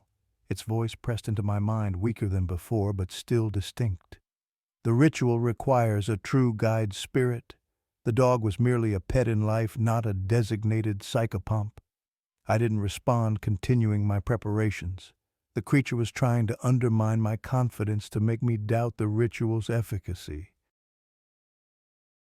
But I had seen Luna in her true form, had felt her power. Whatever she might have appeared to be in her earthly life and death, she was revealed as exactly what the ritual required: a guide, spirit, a conductor of souls. You lack the authority to banish me. The shadow hunter continued its form, becoming more distinct as it gathered its strength for a final confrontation. You are not a practitioner of the old ways, not a keeper of traditions, merely a modern man playing with forces you do not understand. That struck closer to home. I wasn't a keeper of traditions. Until tonight I had viewed DíaDeLosMuertos as a cultural observance, not a literal interaction with the dead. I had forgotten or never truly believed in the old ways, but my grandfather had remembered, my grandmother had preserved the knowledge, and Luna had shown me the truth behind the traditions. I didn't need to be a lifetime believer to perform this ritual. I just needed to understand now, in this moment, the reality of what I faced. The digital clock on my phone, which had mysteriously regained power in the last hour, turned to 3:00 a.m. exactly. I began the ritual speaking the words my grandmother had transcribed in her journal, words passed down through generations of those who remembered when the shadow hunters were not merely legends but acknowledged predators of the soul.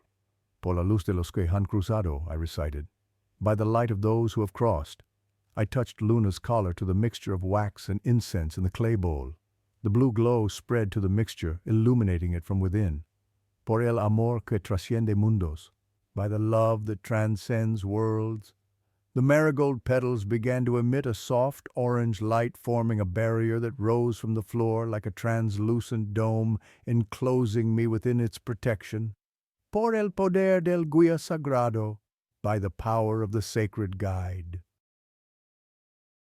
Luna's collar grew warmer against my skin, its glow intensifying until it was almost painfully bright.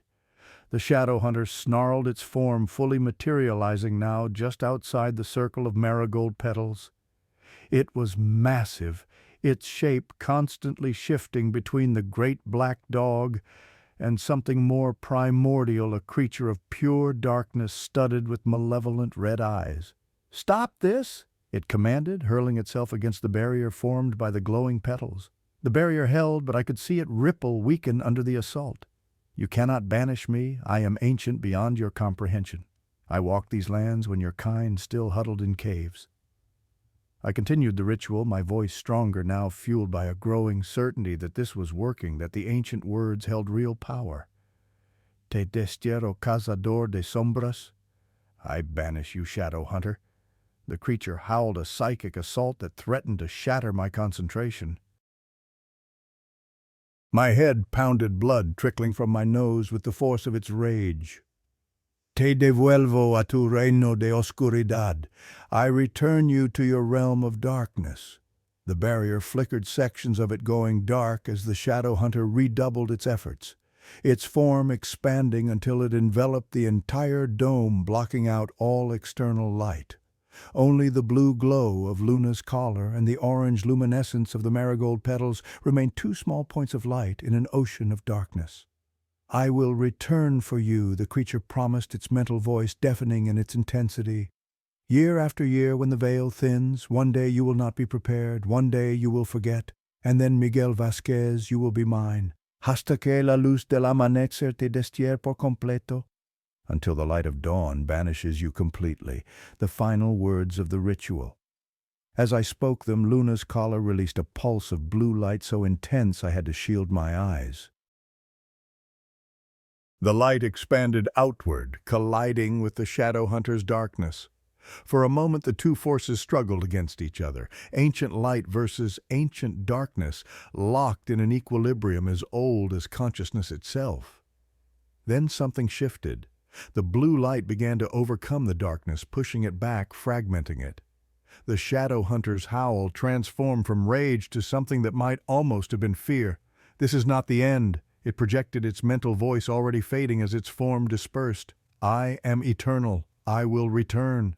The darkness exploded outward, then imploded, collapsing into itself until nothing remained but ordinary shadows in an ordinary house.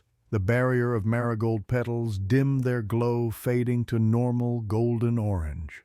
Luna's collar gave one final pulse of blue light, then settled into a soft, steady illumination. The shadow hunter was gone, banished back to whatever dark realm it inhabited when not hunting in our world. Not destroyed, such entities couldn't be truly destroyed according to my grandmother's journal, but sent away, its connection to this place severed until the veil thinned again. I sank to the floor, exhausted beyond measure, the adrenaline that had sustained me through the confrontation draining away. My nose had stopped bleeding, but my head still pounded, and every muscle ached as if I had run a marathon. But I was alive, and more importantly, my soul remained my own. I looked down at Luna's collar, still glowing softly around my wrist.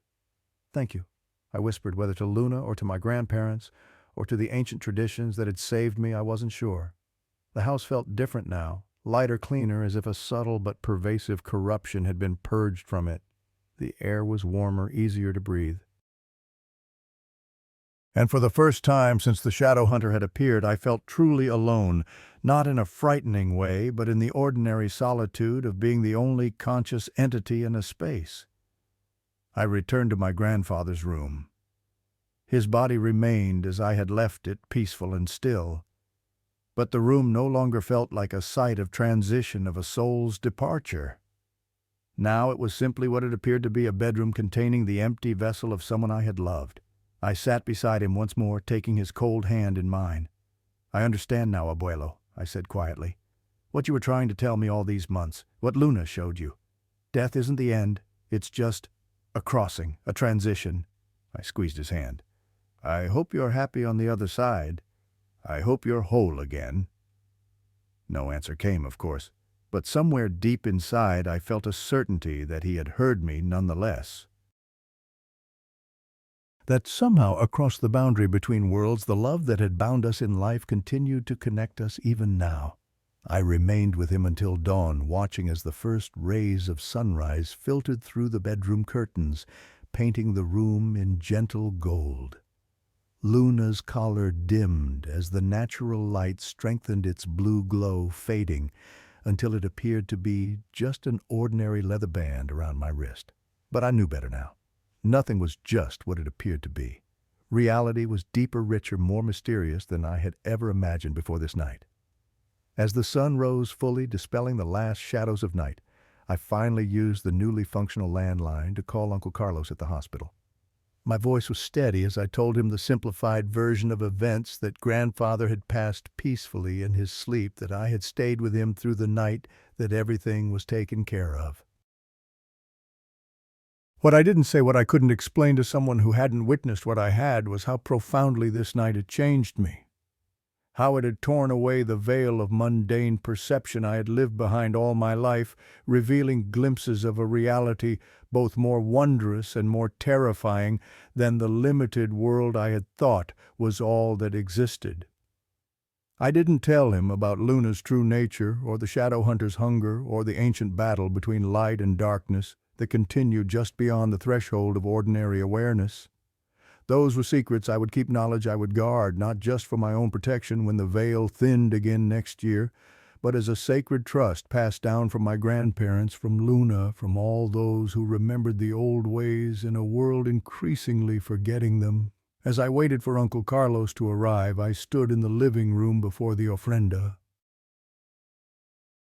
The candles had burned down to stubs, the flowers were beginning to wilt, but Luna's photograph remained transformed, still showing her radiant, powerful aspect, rather than the simple pet she had appeared to be.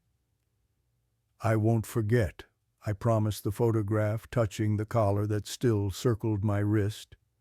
"I'll remember the old ways. I'll be ready when the veil thins again." And somewhere beyond the Black River, beyond the boundaries of ordinary reality, I felt certain that Luna heard my promise, and that she would be ready too when the time came. The weeks following my grandfather's death passed in a blur of funeral arrangements, paperwork, and well-meaning visitors bringing food and condolences. The official cause of death was listed as natural causes, heart failure brought on by his progressing Alzheimer's. Simple, clinical, a far cry from the supernatural reality I had witnessed. I told no one what really happened that night. Who would believe me that my grandfather's deceased dog had returned as a psychopomp to guide him to the afterlife? That an ancient shadow entity had tried to devour my soul? That I had performed a ritual from my grandmother's journal to banish a creature that predated human civilization? Even Uncle Carlos, who had found me sitting calmly beside my grandfather's body when he arrived that morning, noticed nothing unusual beyond my apparent composure in the face of death. "You seem different," he'd said, studying my face with concern. "Are you sure you're all right, Miguel?" "I'm fine," I'd assured him. "Just tired. It was a long night." He hadn't pressed the issue, too consumed by his own grief to question the dark circles under my eyes or the way I flinched at shadows. Luna's collar remained around my wrist, though its supernatural glow had faded with the dawn, leaving it appearing as nothing more than an ordinary leather band, a sentimental keepsake from a beloved family pet. Only I knew its true power, its connection to the guide spirit who had saved not only my grandfather's soul, but mine as well. I returned to my apartment in Mexico City, to my architectural firm where I drafted buildings and attended meetings, and pretended that my understanding of reality hadn't been fundamentally altered. I smiled at coworkers, met project deadlines, and went through the motions of normal life while carrying the knowledge that the world was not what most people believed it to be. At night, I dreamed of the Black River. Sometimes I stood on its shore watching as distant figures crossed a narrow bridge guided by a small glowing dog. Sometimes I glimpsed my grandfather among them, walking tall and strong as he had before his illness. My grandmother beside him, their hands intertwined. Those dreams brought peace, a reassurance that he had completed his crossing safely. But there were other dreams, darker ones, where red eyes gleamed from the shadows of my bedroom, where clicking claws circled my bed, where a voice like graveyard earth whispered, "I will return for you, Miguel Vásquez." I woke from those dreams drenched in sweat, reaching instinctively for Luna's collar, which I now kept on my nightstand while I slept. Its touch would calm me, though I couldn't be sure if that was due to some lingering supernatural protection or merely the comfort of a tangible connection to what I had experienced. 1 month after my grandfather's death, I visited Uncle Carlos at the old house. He had decided to sell it too many memories, he said, too much emptiness in the spaces my grandfather had once filled. Besides, he added, stirring his coffee absently, the place feels strange now. I looked up sharply. Strange how? He shrugged, avoiding my eyes. I don't know. Cold spots, noises at night. The usual old house quirks, I suppose, but they seem more noticeable now. He forced a laugh. Probably just my imagination. Grief does funny things to the mind. I nodded, not pressing further. I had cleared my grandmother's journal and the artifacts of the banishing ritual from the house before the funeral, storing them in a locked box beneath my bed. Uncle Carlos didn't need to know about the shadow hunter, or the possibility that, despite my efforts, some residual darkness might linger in the house. As I was leaving, something caught my eye on the ofrenda, which still stood in the living room. Uncle Carlos hadn't had the heart to dismantle it yet. Luna's photograph had reverted to its original state, showing her as the simple Chihuahua she had appeared to be in life, not the radiant guide spirit I had glimpsed. I picked it up, studying it closely. "You should keep that," Uncle Carlos said from behind me. "Your grandfather would have wanted you to have something to remember Luna by." I slipped the photograph into my pocket alongside the collar. "Thank you." That night in my apartment, I placed the photograph on my own small altar, a modified ofrenda I had created in the corner of my living room. Unlike the traditional altar that existed only for DíaDeLosMuertos, I intended to maintain this one permanently, a year-round connection to the other side. My grandmother's journal sat open beside it, my study of the old ways, now a daily practice rather than a desperate measure against immediate threat. The shadow hunter had promised to return when the veil thinned again. I had just under a year to prepare. But as the months passed and summer gave way to fall, the immediacy of that night's events began to fade. Not the memory, never that, but the constant vigilance, the raw fear that had followed me in those first weeks. I continued my studies, continued wearing Luna's collar, but life resumed its rhythm.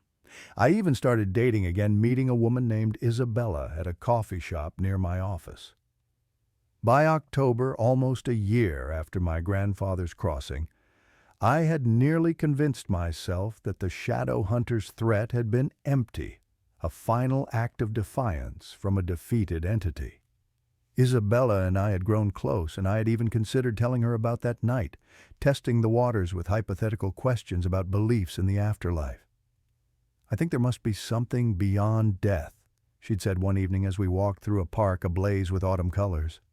"Some continuation of consciousness, or at least energy. The universe seems too ordered for everything to just end." I'd squeezed her hand, tempted to share my certainty, my direct knowledge of what lay beyond, but I'd remained silent. Some truths were too unbelievable, too personal to share, even with someone you were falling in love with. As DíaDeLosMuertos approached once more, I prepared my altar with increased devotion, adding fresh marigolds, new candles, copal incense, and photographs, not just of my grandfather and Luna now, but of my grandmother too, and others from my family who had crossed the river. Isabella helped me curious about my sudden investment in traditional observances, but accepting it as part of my grief process. "It's beautiful," she said, arranging pan de muerto beside the photographs. "Your grandfather would be proud." On the night of October 31st, the eve of DíaDeLosMuertos, I suggested Isabella stay at her own apartment. I made excuses about needing solitude for personal reflection, not wanting to explain my real concern that the veil would thin again tonight, that the shadow hunter might fulfill its promise to return. Alone in my apartment, I completed the protective measures I had spent the year researching: lines of salt across thresholds, iron nails above doors and windows, candles blessed with prayers from my grandmother's journal. Luna's collar rested securely around my wrist, a constant reassurance. Midnight approached. I sat before my altar, reciting the prayers and invocations meant to welcome benevolent spirits while warding off malevolent ones. The apartment remained peaceful, the only sounds the distant traffic of Mexico City and the gentle crackling of candle flames. 12:00 a.m., the official start of Dia de los Muertos. I held my breath waiting for some sign, a drop in temperature, a shadow moving against the laws of physics, the click, click, click of spectral claws on hardwood. Nothing. The minutes ticked by. 12:15, 12:30, 10 a.m. Still nothing but ordinary night sounds, ordinary shadows cast by candlelight. Relief began to mingle with a strange disappointment. Had it all been real? Or had that night been some kind of elaborate hallucination, a combination of grief and exhaustion playing tricks on an overtaxed mind? No, Luna's collar was real. My grandmother's journal was real. The shadow hunter had been real too, and its promise to return. But perhaps my preparations had worked. Perhaps the protective measures had successfully kept it at bay, unable to manifest in my fortified apartment. At 3:00 a.m., the darkest hour when I had performed the banishing ritual a year ago, I decided to try communicating with Luna. Not to summon her. I understood from my studies that doing so might disrupt her duties guiding souls across the river.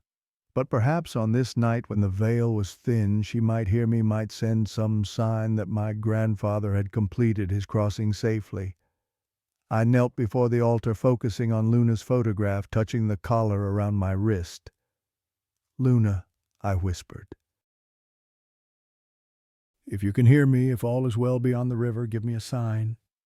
The candles flickered their flames, bending as if in a sudden draft, though no window was open. A warmth spread from the collar up my arm, not the intense blue glow of that night, but a gentle, reassuring heat. I smiled, accepting this subtle response as confirmation. My grandfather was safe. Luna continued her sacred duty, and I remained protected from the shadow hunter at least for another year. Relief washed over me. I prepared for bed, leaving the altar candles burning as tradition dictated to guide any visiting spirits home before dawn. As I settled under the covers, Luna's collar still around my wrist, I felt at peace for the first time in months. I had faced the darkness and survived. I had maintained the old ways, honored the ancient compact between the living and the dead. I was safe. Sleep came easily, deep and dreamless. Until a sound pulled me back to consciousness, a soft, familiar sound that instantly froze my blood. Click, click, click. I lay perfectly still, ears straining in the darkness.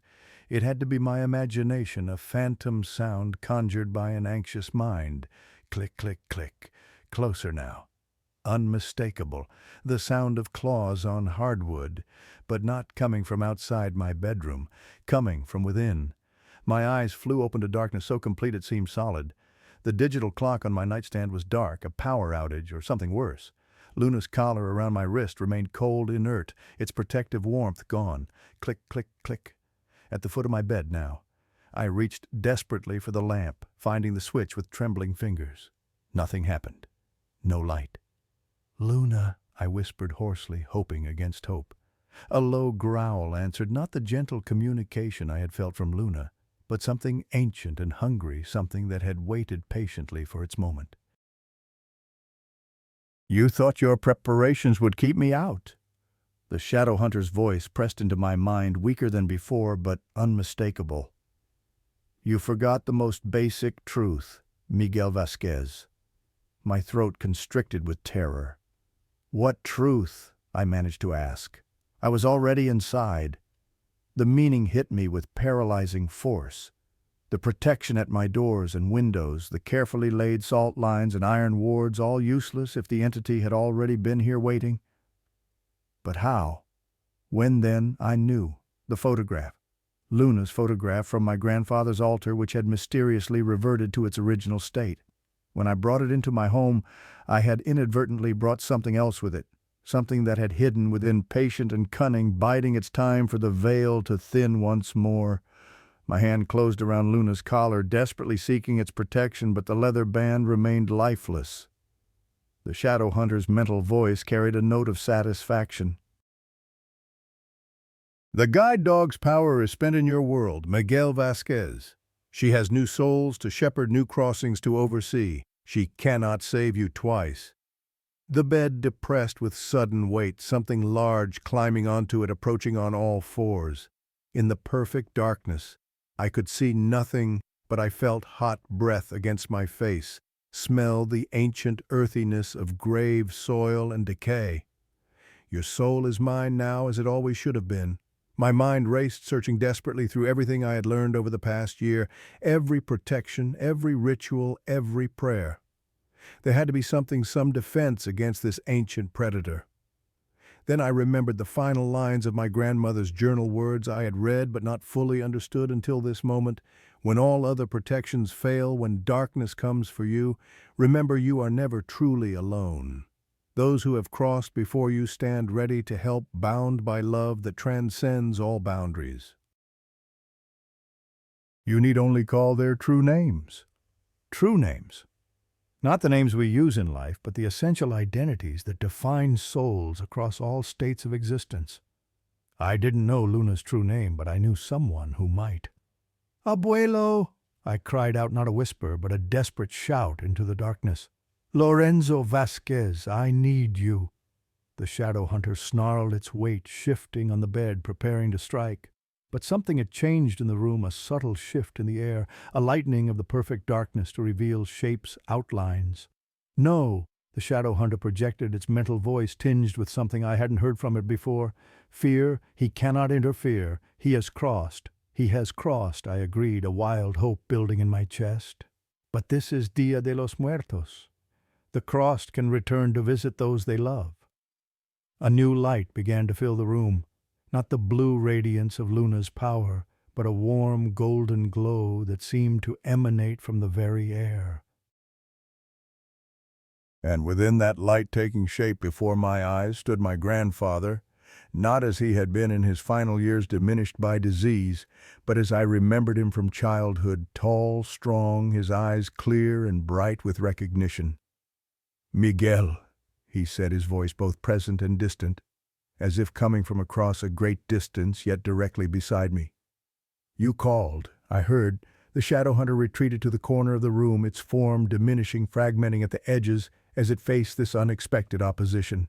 He cannot stay, it insisted, though with less certainty. The living cannot hold the dead in this world for long. Long enough, my grandfather said simply. He turned to me, his expression grave but loving. Miguel, listen carefully. I cannot banish this creature for you. That power belongs only to the living. But I can give you what you need to protect yourself. He leaned closer and whispered into my ear, not a name I recognized, not any human language, but a sound that seemed to resonate with the fundamental fabric of existence. Luna's true name, her essential identity beyond the form of a small black Chihuahua, beyond even her aspect as guide spirit. The collar around my wrist suddenly blazed with blue fire, responding to the name, reconnecting to Luna's power across the boundary between worlds. The shadow hunter howled in rage and fear as the light expanded, pushing back the darkness, revealing its true form, smaller now, weaker, but still deadly, still hungry. Now, Miguel, my grandfather urged, banish it. Not with rituals or objects, but with the authority of one who knows the true names of things. I stood Luna's collar blazing around my wrist and faced the shadow hunter directly. It cowered in the corner, caught between the golden light of my grandfather's presence and the blue radiance of Luna's power channeled through her collar. I know you now, I said, my voice steadier than I felt. I know what you are and what you are not. You are not ancient darkness. You are merely its shadow, its echo. You feed on fear, on forgetfulness, on the abandonment of the old ways. The creature snarled, but made no move to attack, held at bay by the dual lights. By the authority of one who remembers, I continued, the words coming not from memory, but from somewhere deeper, by the power of Luna, true guide of souls, whose name I now hold in my heart, I banish you from this place, from this time, from this world. The shadow hunter's form began to disintegrate, chunks of darkness falling away like ash dissolving into nothing before they reached the floor. This is not the end. It projected its mental voice fading to a whisper. There will come a day when you forget. When you cease to believe, when you abandon the old ways, and on that day, Miguel Vásquez, I will be waiting. Then you will wait forever, I said with a certainty I had never felt before. Because I will never forget, I will never stop believing, and I will teach others so the old ways live on long after I have crossed the river myself. With a final, silent howl of rage, the shadow hunter collapsed in on itself, vanishing completely, leaving only ordinary darkness behind. The power outage ended as suddenly as it had begun, my bedside lamp clicking on of its own accord, the digital clock resetting itself with a soft beep. I turned to my grandfather, expecting him to be gone as well. His temporary visit concluded with the banishment of the shadow hunter, but he remained his form still solid within that golden light, watching me with pride and love. "You did well, Miguel," he said softly. "You honored the old ways, you remembered. Will it come back?" I asked. "It will try," he acknowledged. "Such entities are persistent, but you have the knowledge now, the true name. It cannot harm you, so long as you remember, so long as you maintain the connection between worlds." I looked down at Luna's collar, still glowing softly around my wrist. "And Luna, is she?" "She continues her sacred duty," my grandfather said with a smile. "She guides souls across the river as she has always done, as she guided me. She asked me to tell you that she is proud of you too." Tears welled in my eyes. "I miss you, abuelo." "I know," he said gently. "But I am not gone, Miguel. None of us truly leave. We merely cross to the other shore where we wait for those we love to join us when their time comes." His form began to fade, the golden light diminishing. "I must return now. The veil is thickening again. But remember what you have learned. Remember the true names, and know that we are watching over you always." "Will I see you again next year when the veil thins?" His smile was the last thing to fade. "I will be here. We all will. Waiting to cross back just for a night to remind the living that death is not the end." And then he was gone, the golden light with him, leaving me alone in my bedroom with only the soft blue glow of Luna's collar as evidence that any of it had happened at all. I sank back onto the bed exhausted but no longer afraid. The shadow hunter was gone, truly banished this time, with the power of true names. It might return someday as it had warned, but I would be ready. I would remember. I would maintain the old ways. Dawn was approaching. I could see the sky beginning to lighten through my bedroom window. Another Dia de los Muertos coming to an end, another year of life ahead of me. As I lay back against the pillows, ready to get what sleep I could before facing the day, my phone buzzed with an incoming message. Isabella checking in after a night apart. "Hope your reflection time was peaceful. Miss you. Breakfast later." I smiled, typing a reply, one-handed, the other still wearing Luna's collar. "Breakfast sounds great. I have an amazing story to tell you." And I meant it. It was time to share what I had learned, to pass on the knowledge of the old ways to ensure they wouldn't be forgotten. Isabella might not believe me at first, who would, but I had evidence now. Luna's collar, my grandmother's journal, the true name I now carried in my heart. The shadow hunter had been right about one thing. Forgetfulness was its ally, remembrance its enemy. So I would remember. I would teach others to remember. I would ensure that when my time came to cross the river, there would be a new generation of keepers of the old ways to maintain the balance between worlds.